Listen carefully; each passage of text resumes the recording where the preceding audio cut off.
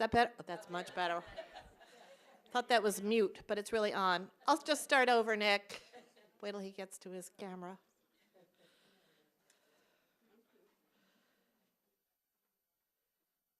So good evening. Once again, good evening and welcome to tonight's Authors on Stage program, which we are very pleased to co-sponsor with Elm Street Books.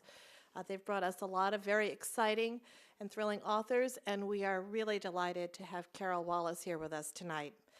I'm sure a lot of you know, since you're here, that Carol is the author of To Marry an English Lord, which she wrote back in the 1980s. And in fact, it went out of print for a while, I believe, until Julian Fellowes found it and was inspired by it to come up with the Downton Abbey series. So now the book is back in print, and we're delighted. The book and Carol's presentation tonight offers an enjoyable and fact-filled social history lesson on the era portrayed in the TV series. Post-Civil War America was fertile ground for fortunes to be made, and rich young heiresses like Cora Crowley, Lady Grantham, often looked across the ocean to find potential husbands.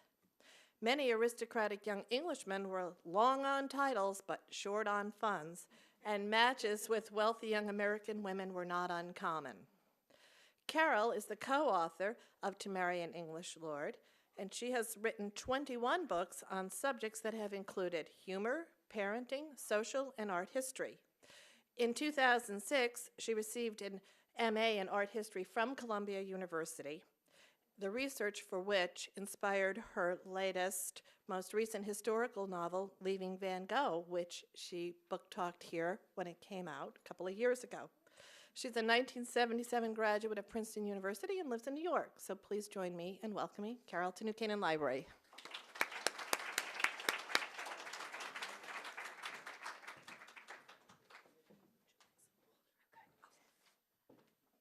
Thank you very much, Susan. I'm very happy to be here again, happy to see so many of you having come out on a cold night, and I wanted to thank Anda for dinner, because that way I have the energy to tell you all everything. You may be wondering why the cover up there doesn't look like the cover on the books that Kathleen has in the back of the room. It's because this is the old cover, and it is extremely unusual to be standing anywhere promoting a book that is 23 years old. My co-author and I were inspired to write To Marry an English Lord back in the early 1980s. It's hard to believe we were this naive, but we had been reading a lot of Henry James and Edith Wharton. We had actually worked together on the official Preppy Handbook, Gail and I, and we wanted to write a book together, and so we really, I can't believe this, thought that this subject that Henry James and Edith Wharton wrote about so much, these wealthy American girls who married into the European aristocracy, we thought that would be a good subject for a novel, for a nonfiction book. We spent 5 years on this book. We did an enormous amount of research, both in the US at various libraries here, and also in England. Gail actually spent more time there than I did. She met and married an English doctor, a psychiatrist, in fact. I think that probably has stood her in good stead over the years.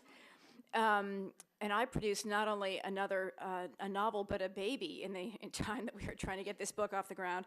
And the book finally did come out in 1989, and it had a nice, loyal following, but as Susan pointed out, it did go out of print in 2003, and then it was more or less forgotten until you all recognize this man. A little more than a year ago, actually about 18 months ago now, Gail, my co-author, sent me a clipping. Remember clippings, old-fashioned pieces of newspaper that people would put in envelopes? She's a little more old-fashioned than I am. It would have been a link in my case. She sent me this clipping from the Daily Telegraph in England, in which Julian Fellowes told a reporter that when he had been approached by the producer for ITV in England to think about writing a miniseries, he had, as it happened, been reading this very book, To Marry an English Lord. And he said, it occurred to me that while it must have been wonderful for those girls to begin with, what happened 25 years later, when they were freezing in a house in Cheshire, aching for Long Island. And I have to say that when Elizabeth McGovern, playing Cora Grantham, first opened her mouth, I was sort of late to the party with Downton Abbey. People kept saying, "Oh, you gotta watch." I'm like, yeah, whatever. And when I finally tuned in, there's Elizabeth McGovern, and she opened her mouth, and I thought, oh, well, I know all about you, honey. I knew where she had come from. I knew how she had gotten to Yorkshire. And actually, I thought she was really lucky to have married a guy as nice as Robert Grantham. And furthermore, I knew all about her money, which, as you may remember, was the big topic in season 1. There's a great deal of discussion about the fact that Cora's money has been absorbed into the Downton estate and can't be, as we would say now, clawed back. And that there's no legal way for Mary to inherit the money. The money is part of the Downton funds. And if you want me to afterward, we could discuss primogeniture and entail, or not. That's up to you.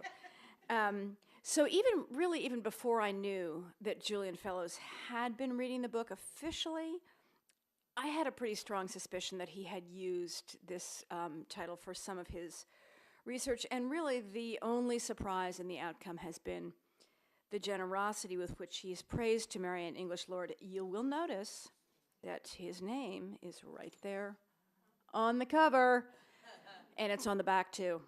We decided to stick with just 2 references. So last spring, nudged by this Downton Abbey success, Workman put this pretty new cover on the book and re-released it. They were not able to do anything to the inside of the book. Some readers have found that the heavily illustrated and slightly choppy approach, the sort of magazine-y look, is kind of distracting. It's an artifact of the era. A lot of books looked like this in 1989, and let's not forget the Preppy Handbook, which had been our previous production. So that's one of the reasons this book looks this way. Also, there were just too many fun little facts, and we had to wedge them in somehow. So one of the, this whole process has been an incredible pleasure for me. It's been like a dream. I sometimes say that I feel like I've been sprinkled with fairy dust. And one of the most satisfying aspects about it is I never lost my interest in any of this. I have a bookshelf at home full of, well, for example, Debrett's Peerage. And there has been pressure over the years, I will say, to get rid of Debrett's Peerage. And fortunately, I have stood firm. But, there's been a period when it was been sort of embarrassing to care so much about the peerage. And I have always been a sucker for a title and a tiara, but I can come back out into public and say this, and people no longer cringe and want to walk away. So that's kind of nice. And I don't know whether Downton Abbey has gotten people newly interested in these things, or whether we've all just been lurking in the shadows for these years. But I'm here, and you're here, and people are always very happy to come out and talk about not just Downton Abbey, but rich American girls and their aristocratic husbands. So To Marry an English Lord is reaching a much wider audience now than it did back in the 90s. And what's more, people are really enjoying the phenomenon itself. I did an interview at the Strand with Jessica Fellowes, who is Julian Fellowes' niece, and she, like me, has gotten on the Downton Abbey gravy train. She wrote those very nice, I don't know if you've seen the coffee table books that accompany the series. One of them is called, I think, Chronicles of Downton Abbey. They're really better than they need to be, but they're great stills from the show. Anyway, Jessica used to work for the tabloids in London, and she says she's never been so popular as she is now, that she can talk about Downton Abbey instead of nasty tabloid things. It's a happy project. To Marry an English Lord is a happy project, and I didn't have to write a whole book again. So you can imagine that I'm pretty giddy about the whole situation. So the story of the American heiresses starts in, of course, New York City, in the years, as Susan said, after the Civil War. New York was the social capital of the United States after the Civil War, and the families who were more or less in charge of the social scene in those days were by and large representatives from the old families, often of Dutch heritage. The money came from real estate, retail, sometimes import-export. The families were by and large quiet. They weren't flashy. They might, be in law. They would handle each other's estates. It was all quite insular. But there were new families coming to New York, as they have done ever since. And in those days, in the late 60s, they were bringing a lot of money with them from new industries, manufacturing, canning, transport, and the new financial markets, which were a fairly new development. They didn't, these newly rich people, have a lot of patience with the kind of quiet, old money way of life. I show you a row of brownstones because this is how New Yorkers lived. There was a uniformity and a kind of discretion to the way people led their lives in those days. And readers of Edith Wharton will recognize the conflicts from the Age of Innocence. Old money is always about hanging on to what you have, but with new money, the assumption is you can always make more of it. So there's a much more lively impulse to spend it on things that show, like horses, jewelry, carriages, and houses. This is the Jerome Mansion on 26th and Madison. And I show you two slides because this obviously is a contemporary slide, so you see the house in all of its wonderful 1870s exuberance. It was rather bright red brick with these great white casings surrounding the windows. It also had, as you see here, a theater, which was an unusual accessory for a domestic house in New York. Leonard Jerome was a stock speculator. That was a new career in those days. And he was the epitome of the new man. He was a showy individual. The house had a gold and white ballroom, one of the first in New York City. And the theater was actually quite sizable. It had 600 seats. Leonard Jerome presented private operatic and theatrical events to promote the work of young singers. There may have been other ties with the young singers as well. They were widely suspected, and he, for example, introduced, if I'm right about this, he introduced Jenny Lind to New York. But there are other young women with whom he was widely suspected to have had affairs. That was not the kind of behavior that was going to get a family invited to the best parties in New York City, which was very keen on proper behavior. So Leonard Jerome's wife, Clara, who was ambitious and who had 3 daughters for whom she wanted to find respectable husbands, Clara headed off to Europe, where the social grass was going to be greener. First she went to Paris. The girls got a little bit of French polish. And then they ended up in London in the early 1870s. Jenny, of course, is the famous Jerome daughter, and I'm sure you've all seen pictures of her. She's the rare 19th century beauty, I think, who is also beautiful to our eyes. So often you look at those pictures and you think, this girl was supposed to be lovely, I don't get it. But Jenny, every single photograph you see of her, she's absolutely ravishing. The life-changing event for Jenny, and in fact for all of the Jeromes, was a ball on shipboard in August of 1872 in honor of the Prince and Princess of Wales. And the prince is, as Shirley pointed out earlier, an essential figure in the story of American heiresses finding noble husbands. Couple things to know about the prince. First of all, this is the best photograph I could find of him. He got bigger. He also loved pretty women. He was married to Alexandra of Denmark, who is another one of those really objectively ravishing. I mean, look at this. Objectively ravishing 19th century women. But there was also a fairly constant rotation of extracurricular women in the prince's life. The other important point is that he was bored. Queen Victoria did not trust him. She thought he was light-minded, not particularly bright, and she didn't really give him enough to do. No responsibility at all, so all he could do was party and gamble, and there were horses. His social circle was the most fashionable one in London, and hostesses knew that in order to please him, the best thing they could do was to invite pretty, well-dressed young women to their parties, particularly ones he had not met before.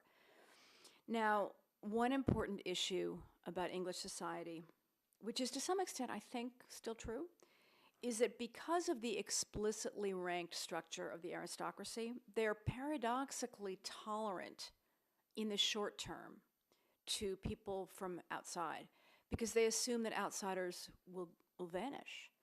They know that their title structure is so firm that they'll last forever, and so you can afford to invite the exotics to your party if they're amusing.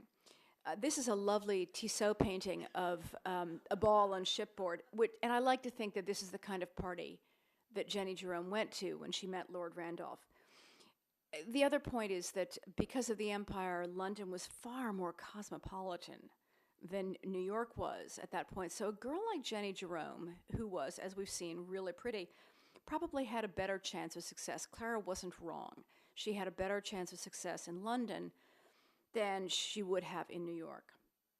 And not just social success, but also truly romantic success. This is Lord Randolph Churchill, whom Jenny met that night at that ball.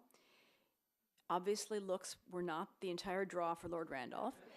And apparently he couldn't dance particularly well either, but he was a brilliant talker, one of the most intelligent men of his day and the liveliest.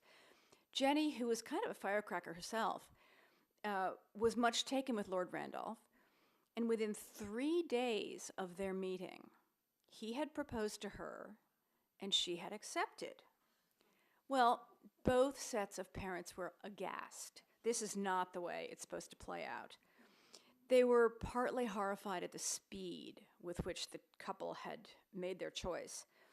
But more to the point, I think, they were horrified that the young people had taken the initiative at a time when marriages, especially among the aristocracy, were really more like mergers. And then the worst, I think, for both of them was the idea for the two families of being linked to each other. The Jeromes knew that Lord Randolph, who was the second son of the Duke of Marlborough, they knew that he was not in line to become Duke. And he had a reputation for wildness. So they were really not thrilled that Jenny was going to yoke herself to this, what they saw as a kind of second string feller. Meanwhile, the Marlboroughs were pretty sure that Leonard Jerome was a swindler, and they were absolutely certain that he was vulgar. And then there was the issue of what this young couple was going to live on. Many of you have been to Blenheim. You know how big it is. Lord Randolph received an allowance from his father. The whole point of an aristocracy is that you don't work, which is something that ambitious American fathers had a really hard time wrapping their heads around. And the Marlboroughs, like so many aristocrats in that period, were strapped for cash. Many of the aristocratic fortunes were founded on land, on agriculture, and a huge agricultural depression in the 1870s reduced their incomes dramatically, sometimes by as much as 2/3. So Blenheim, the Marlborough Palace, the only non-royal palace in England, is a great illustration of what exactly these families were up against. It had been built in the early 18th century, and there was never really enough land to support not only the cost of upkeep of the castle, but also, and this is something I still have trouble kind of grasping, the cost of a ducal way of life. Apparently, if you live at Blenheim, you cannot ride in a donkey cart. You know, if you are the Duke of Marlborough, you're letting down your ancestors if you do not maintain a certain level of formality and stateliness, which runs pretty expensive. So by the 1870s, the Marlborough family had been reduced to selling some of the family's collections. A lot of paintings went. They had a wonderful library that was sold. Jewels, historic jewels, were also put on the market just to keep the house from falling apart. The roof was 14 acres and it needed to be replaced. That's pretty irreducible. So then it turns out that it's the American girl's money that is supposed to float this marital enterprise. We are lucky enough to have really good records for the Jerome and Churchill negotiations. Leonard Jerome came up with £50,000 for Jenny's dowry. The conversion I use, and I hope it's correct, is that a pound in 1874 is roughly equal to about $100 today. So that's a $5 million dowry, which would produce £2,000 annually. So we're talking about an income of $200,000 in our conversion. And then Jerome also promised Jenny £1,000 annually of her own, which was a real sticking point in the negotiations. The Duke's lawyers found this outrageous. One of them said in a letter, quote, "Although in America, a married woman's property may be absolutely and entirely her own, I would remark," and this is where Cora Grantham comes in, "that upon marrying an Englishman, she loses her American nationality and becomes an Englishwoman." Well, that's going to come back to haunt them all. And the attorneys thought that Jenny's money should basically simply be handed over to Lord Randolph's control, which is a hint that despite the common language that we share, the two countries had fundamentally different ways of looking at the world in some respects. So it's 1874 by the time poor Jenny and Lord Randolph can marry after all the negotiations, and they got married in Paris at the consulate, not actually in England. Then two other Anglo-American marriages of note occurred in the 1870s. On the left, you'll see Consuelo Iznaga, who is a young Cuban-American girl. Again, she didn't have much social success in New York because the records we have are that she was a little bit wild. For example, she was known to play the guitar and sing minstrel songs. Apparently that was just beyond the pale. And there is a story, there was gossip about her that, and I don't really understand how this would work, but I did read a story about how Consuelo, when she got really overheated, was known to just pull her corsets up out of her dress. And honestly, I don't think that's even possible. But the fact that people said that about her does indicate that she was not a prim and proper young lady of the model that was most eligible in those days. So that's Consuelo Iznaga. She met a young man called Viscount Mandeville in Saratoga. And again, you meet the guy on vacation, that's never going to be good. She charmed him, and they married in 1876. The good thing about Lord Mandeville was that he was the eldest son of a duke. So he was going to be a duke someday. So she becomes a duchess, so that's great.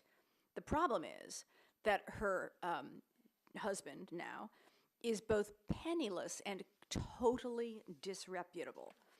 Consuelo did stick with him, though, and eventually she became the Duchess of Manchester, which is a pretty big coup for a girl who's fussing around with her corset in a carriage or playing minstrel songs or whatever it was that she was doing wrong. And then in 1878, this young woman on the right, who, by the way, did not always dress as Cleopatra. This is a photograph that was taken of her in 1897, so she's a little older here, and she's at a costume ball, at the Devonshire House costume ball. She was really pretty. Her name was Minnie Stevens, and she married a guy named Captain Arthur Paget, who was obviously a military man and a great friend of the Prince of Wales. Minnie's social problem was that her father, there were two of her problems. One was her father and one was her mother. Her father had run the Fifth Avenue Hotel, so he was in trade in a way that was thought to be vulgar among New Yorkers. Also, her mother who was very pushy, was rumored to have been rumored one of Perrin Stevens, the father's chambermaids. It wasn't actually true. She was the daughter of a grocer from Lowell, Massachusetts, but that was bad enough. So poor Minnie had these two parents who were kind of detrimental. So they went off to Europe, and it took a while. Minnie trailed around Europe for quite some time. She was 25 before she finally reeled in Captain Arthur Paget. The two of them had been sowing rumors of her dowry all over Europe, and there's a letter from one noble lady to another saying, "I can't help thinking she deserved a snubbing, as she told me. She had 20,000 pounds a year and would have more. And she told me that sum in dollars as well, so there is no mistaking the amount." Now, in truth, she didn't have that much money, but the fact that the mechanism of catching the guy was so nakedly revealed tells us something. So by 1880, there were 3 young American women, sadly, not these 3, I'm going to get to that, all of whom had been rejected by stuffy old New York, who were now settled in the heart of English high society. Their exploits had been covered by the American press because in those days, society women were the celebrities. And also American women, by and large, were very attractive. So pretty, ambitious women and their mothers outside of New York began to understand that there was a real benefit to going over to Europe to try to get a leg up on the social climbing, if you like. Now, these ladies are posing before or after their court presentation. This is Lady Salisbury Trelawney and her daughters Dolores and Rebecca. I wanted you to see what court presentation looks like. I believe that the one in the tiara is the mom, because you don't wear a tiara until you're married. And these two would be her daughters, and they're all wearing court garb, which includes not only the beautiful long train and the pale colors and the long gloves and the bouquets, but also the 3 ostrich feathers for the Prince of Wales. So when you are presented at court, that is a sign that you are part of English high society. And this is what it actually looks like. Here's the Prince of Wales. Here's a lady who's being presented. Here's Queen Alexandra. This is the lady who is doing the presentation. What presentation actually consists of is this is a drawing room, and you kind of file in, you bow to the prince, you back out, trying not to trip over your train, and that's the end of it. But what it does is that it means you are eligible to be invited to garden parties and other balls at the palace, and you are clearly acknowledged as being in society. When we were writing to Marianne English, Lord Gale and I divided our heiresses into 4 separate groups, and the first wave we called the Buccaneers, after Edith Wharton's last novel, which is called The Buccaneers. It was made into a miniseries in 1995, which some of you may have seen, and it tells the story of 3 young women who are clearly based on Jenny Jerome, Consuelo Isnaga, and Minnie Stevens. The second group of girls to go over to Europe to find husbands we called self-made girls, and they were generally in operation from about 1880 to 1900. A third wave we called American aristocrats, who came into existence around 1895, and finally there was a group called New Heiresses, who grew up more or less with one foot on either side of the Atlantic. And Cora Grantham, by the way, is a self-made girl. As we found out this year, she was from Cincinnati. Her father's name was Isidore Levinson, and he was a dry goods millionaire. And Cora arrived in London in 1888. So that's just about the time when all of this is going on. It's this moment of kind of a wave of I don't want to say aggression, but these girls were definitely out seeking their mates. Now, the chief characteristics of the self-made girl were, first of all, that she was rich, really rich, wealthier than the Buccaneers by orders of magnitude. But they were also frequently less sophisticated. coming as they did from smaller towns like Cincinnati. Often these girls came from the Midwest. Second, they were often really well dressed. These are Worth dresses from the Metropolitan Museum's collection. English girls did not wear Worth dresses. The resources in an English family all went to the boys. The boys got the fancy education, and the girls were taught by a governess and lived upstairs in the schoolroom until they put their hair up, put on a white dress, and came down for dinner. The English would never pay the kind of money that Worth charged for these clothes. A season's wardrobe for a really fashionable woman could cost $20,000, or around, I don't know how I doubled that, maybe it's 20,000 pounds, around $400,000 in today's dollars, a huge sum. And as you can see, they were extraordinarily beautiful and elaborate. I could just look at this stuff forever. The other thing is that American girls were charming. They were chatty. They were very outgoing. English girls were much more, much shyer, much less exposed to men. American girls grew up with their brothers, and they went to dances, and they had boy-girl friendships, whereas an English girl would literally, upon her debut, she would have a debutante party, and then she would come down to dinner and sit next to the prime minister, and of course she didn't have anything to say. But an American girl would chat away and believe that the prime minister was fascinated. Now, a classic example of a self-made girl is this young woman, Mary Leiter. The family was originally from Chicago, and her father was Marshall Field's original business partner. The family moved to Washington for better social opportunities than Chicago could offer, but they did not try New York, which is telling. Mary and her mother went to Europe several times in the 1880s, but they didn't have any of the right introductions to kind of unlock the social gates. Mary wrote letters saying, I read about all these balls that we do not get invited to. And finally, in 1890, they came back to London with an introduction to a member of Parliament who took Mary around, took her to tea at the Houses of Parliament. She met the Prince of Wales. That very evening, she danced with him at a ball, and she was an overnight sensation. George Curzon met Mary that summer of 1890. That's George down here, painted by Sargent. He is what we called a classic poor peer. He's the eldest son of Viscount Scarsdale of Derbyshire, and he had 8 siblings.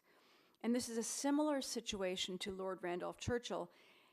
This is the house that his ancestors had overbuilt, again, in the 18th century. It's a Robert Adam house.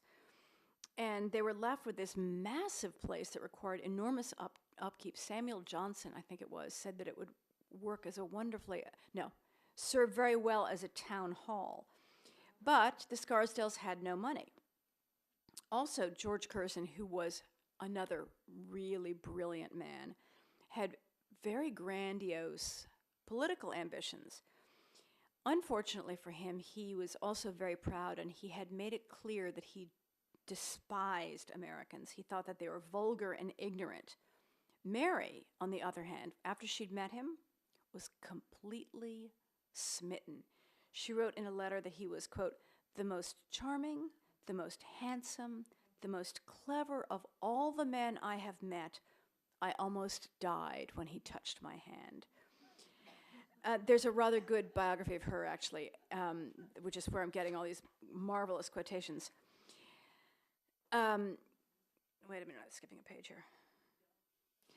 And sometimes these marriages that were almost arranged, these kind of cynical marriages, did turn out well, and the Curzon-Leiter marriage is one of the ones that is quite heartwarming.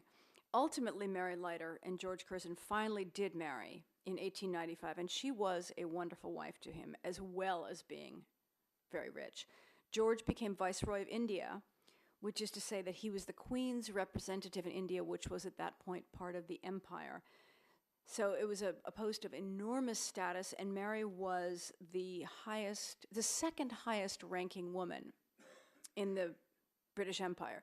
She's costumed here for the celebration of Edward VII's coronation in 1901. This is another Worth dress. This, unfortunately, is a little bit blurry.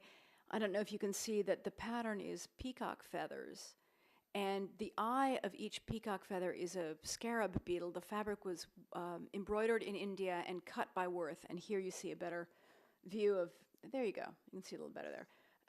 And you see a better view of the decoration here. Sadly, Mary Leiter died of illness in 1906, just 11 years after the marriage, and George married again. He married another rich American, so it just goes to show you that I guess he hadn't quite gotten enough, perhaps, from Mary.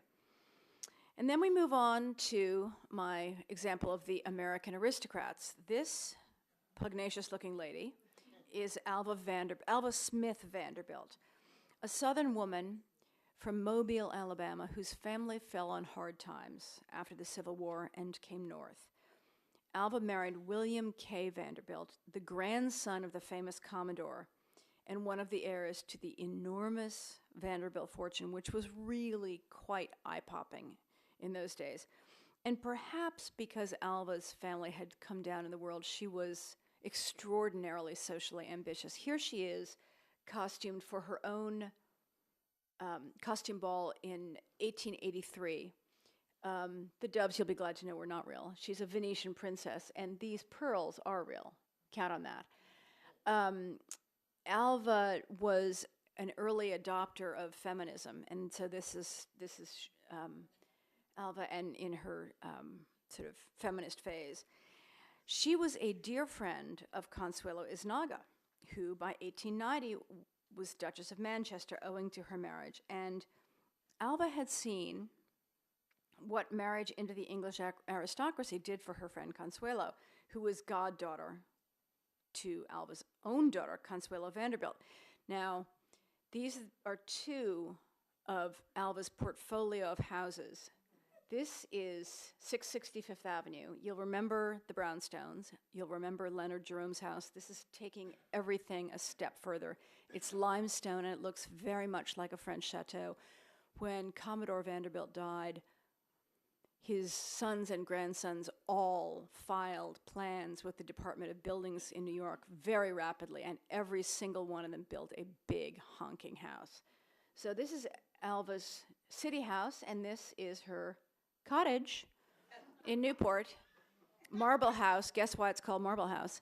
And it's patterned after the Petit Trianon. These are the houses Consuelo Vanderbilt was brought up in. Remember I said that the American aristocrats felt that they deserved to marry English aristocrats. For them, marrying a lord is a lateral move. It's not an upward move as it had been for the self-made girls. So some of the earlier girls, as I mentioned, came from smaller towns and might be a little bit rough around the edges. Consuelo Vanderbilt was not. She spoke perfect French. She had passed the Oxford entrance exams. She had magnificent posture because her mother required her to wear a backboard. And she had been raised very explicitly to be worthy of the highest rank in Europe. When she was old enough to become a debutante, about 18, Alva took her to Paris to get her clothes at Worth, and then to London, where she met the young Duke of Marlborough, Lord Randolph Churchill's nephew. Now, this is my very lame genealogical chart. You have to forgive me, but I thought it might be easier to understand this if you could see it. Here's okay, 8th Duke of Marlborough. There, he's Lord Randolph's brother, okay? So there's Lord Randolph marrying Jenny. There's Winston. I forgot to tell you about Winston. But you knew that anyway. So the 9th Duke is Lord Randolph's nephew, okay? This guy also had an American wife. We can come back to that if you want to. But for now, the point is the 9th Duke of Marlborough, the money situation has not gotten cleaned up. Here he is. He's 26 years old, and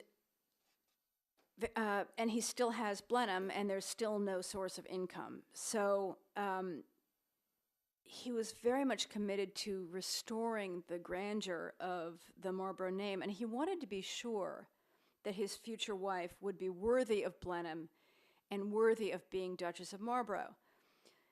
This is what I meant by being an American aristocrat. Grand as Blenheim was, marrying the Duke was not going to be a problem for Consuelo.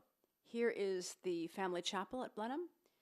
Here is the gold ballroom at Marble House. This is the kind of thing Consuelo was used to. So Blenheim was not going to throw anything at her that would be new or startling in any way. Finally, after a lot of negotiation and sort of dithering, Consuelo and Marlborough's marriage took place on November 6th, 1895. It was an enormous and very elaborate celebration, and there were hundreds of musicians, thousands of flowers, huge crowds outside, hundreds of policemen controlling the crowds. But public opinion had started to change and to turn against the Anglo-American wedding. Part of the reason for the backlash, of course, was the obvious cynicism that we've been talking about all along. Earlier on in the 70s and into the 80s, it had been possible to believe in the transatlantic marriage as a kind of tribute to American women, to their charm, to their beauty, to their liveliness, as well as to their money. But there had been a number of spectacularly bad marriages that were covered in detail in the popular press, and by 1895, Americans were starting to feel as if they might have been naive to welcome these American peers as husbands. So, you remember Consuelo Isnaga, the original buccaneer who married her peer and eventually became Duchess of Manchester. The problem with Consuelo was that she didn't actually have enough money to really emphatically bail out the Manchesters. Her dowry didn't really solve the problem, so her husband went bankrupt in 1889. Then her son, the next Duke, by the time he was 20, had just acknowledged that he was a fortune hunter, and he'd actually made the mistake of telling American newspapers that he needed to marry a Vanderbilt or an Astor to salvage his finances. And he actually even spent some time, this is very unsavory, working for Randolph Hearst as a celebrity reporter, if you can believe it. And he himself, the Duke, was declared bankrupt with debts of $135,000 in 1900. Nevertheless, he managed to rope in a Cincinnati heiress named Helena Zimmerman, this young lady, more or less in secret. Her chaperone was her aunt, and the aunt apparently brokered the deal. The two of them finally divorced, but she did. Let's just acknowledge that Helena Zimmerman got to go to Edward VII's coronation, togged out in the magnificent Manchester tiara, so perhaps that was some consolation.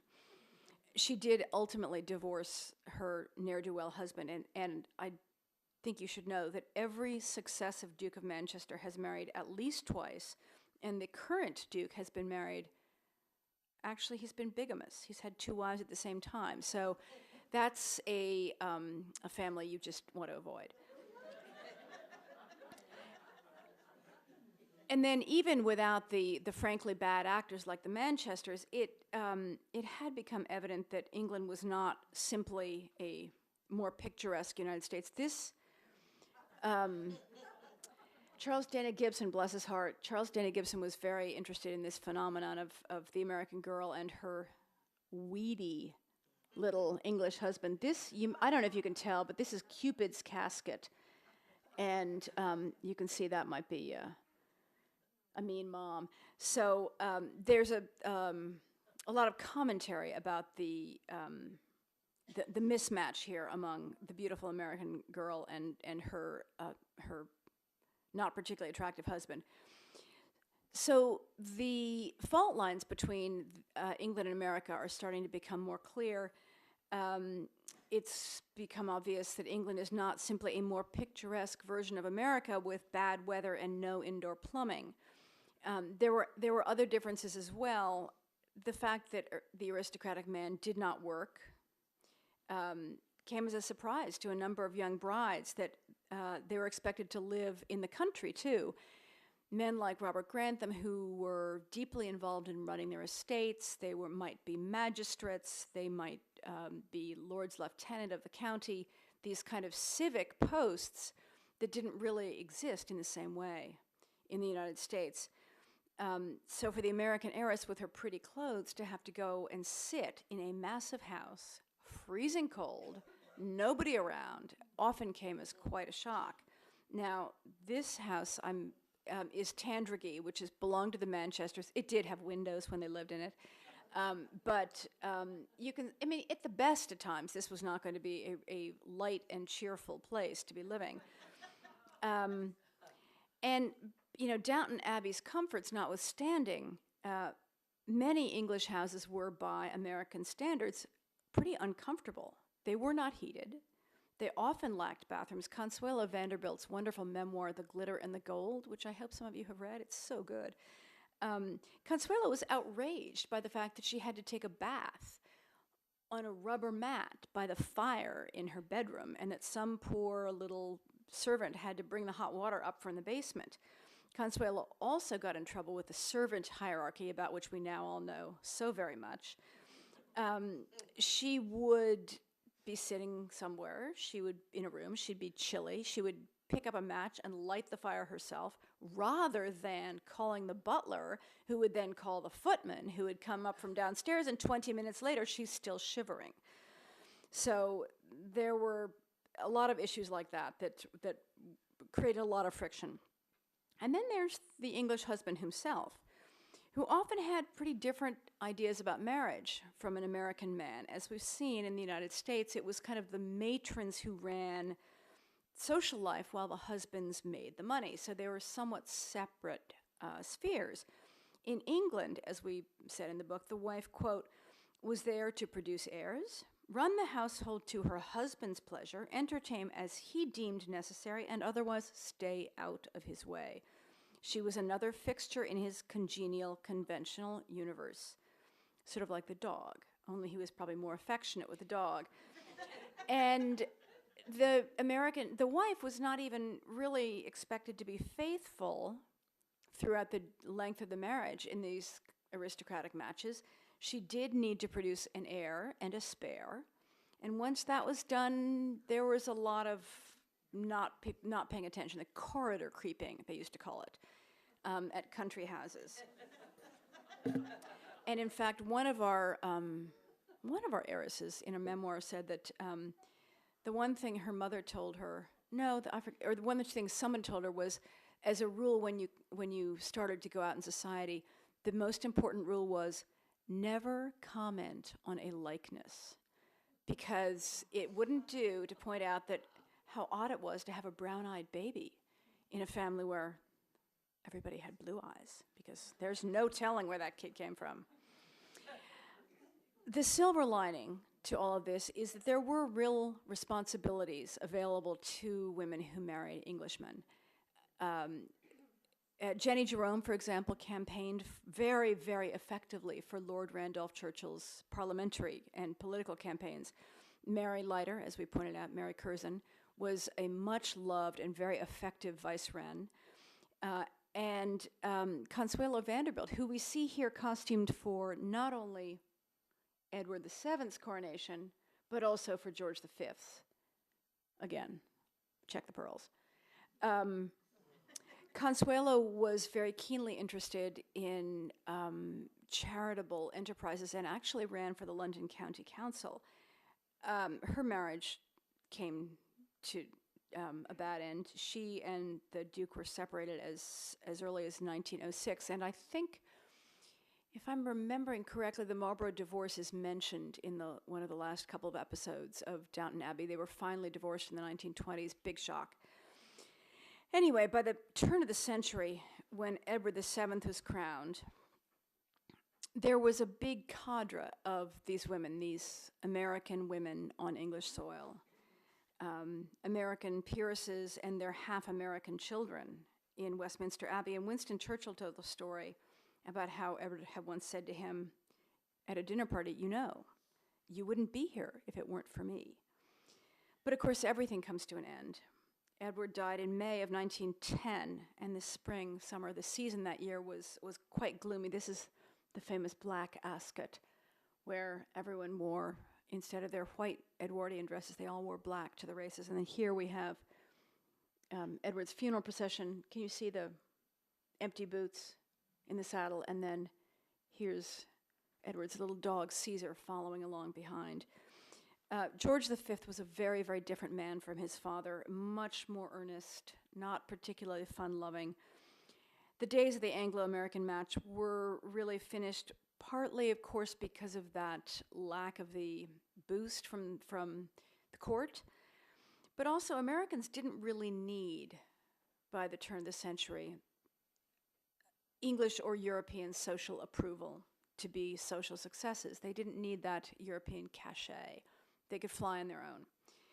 And as the 9th Duke of Marlborough, Consuelo's husband, wrote, this period of international relation is not likely to recur because Europe and its traditions no longer appeal with the same force and vigor to the American feminine mind as they did in the closing years of the Victorian era. Now, when I was originally giving this lecture back in the 1990s, I would stop at that point because I thought it was a great ending point. But I was wrong. And I'm going to end there, and I'd be happy to answer any questions you might have.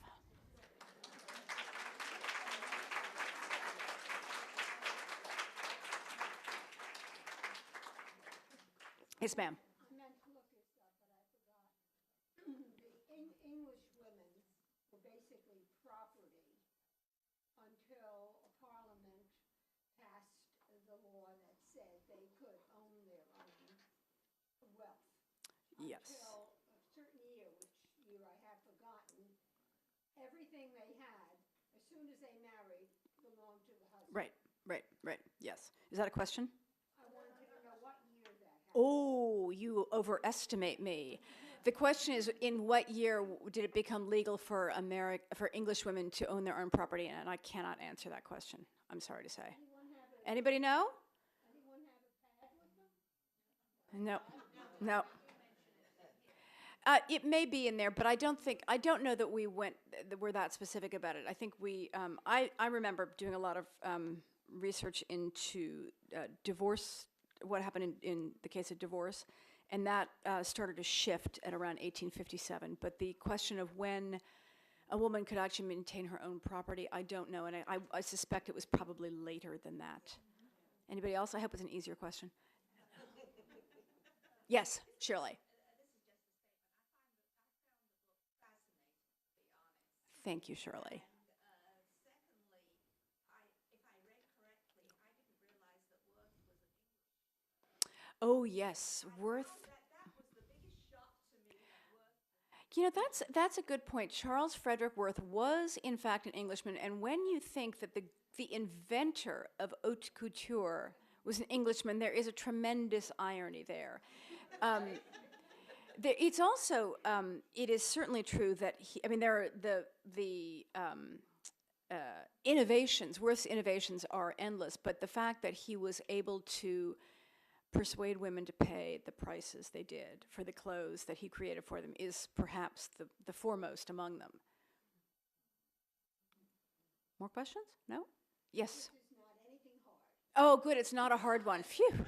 Yes. As I read this book, I kept thinking of the American kind of similarity of the trophy wife, like Trump, Yep. and the other who married trophy wives. Mhm. Has anyone considered doing some research on doing that? That would be fun. The question is whether anyone's thought about doing research into trophy wives. And again, I can't answer that question either. You get one more, and then we're going to have to I don't know. The beauty of the subject here is that it was so finite. There's a finite period and a finite, although not small, number of women who married abroad. I think you're right in that the phenomenon itself is very interesting. The beauty of the English marriage is that, remember I mentioned Debrett's peerage? we could find them. We could find all that information about them. And I think the whole question of the trophy wife is much more fluid, and it would be harder to nail down the facts, I think.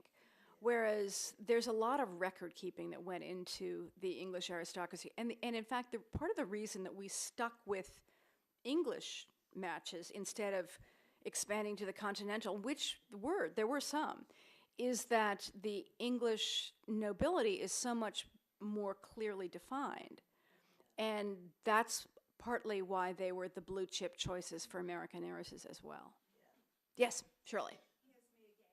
I did in one of these chapters, I think Julia Fellows used exactly the words that you had. I am positive. It was something that Maggie Smith said. Ooh, And it gets better and better. Exactly as you had written here that one dowager had said. And I said, gosh, that's what Maggie Smith. And I hope I thanked you because you really used this book. Did you mark the page, Shirley? Because if you just made my day. So I hope you can find that phrase, because then I'm going to go home and underline it with a big hot pink Sharpie on my book. That would be good to know. Yes, ma'am. The other thing that, right in Downton Abbey, is when the peerage, well, I'm sure you are happy you've kept that, but at some point, I think it's Branson who says, what is the young girl that dies? Sybil. No,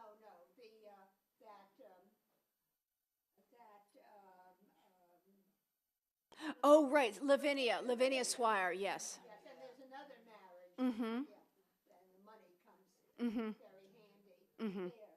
But Branson says, she's not even, I remember this distinctly, he says that in Downton Abbey. She's not even in Burke's peerage. Mm-hmm. Yes. Yeah, I did catch that too. Yes, exactly. Yeah, yeah. No more? Okay then. Sure.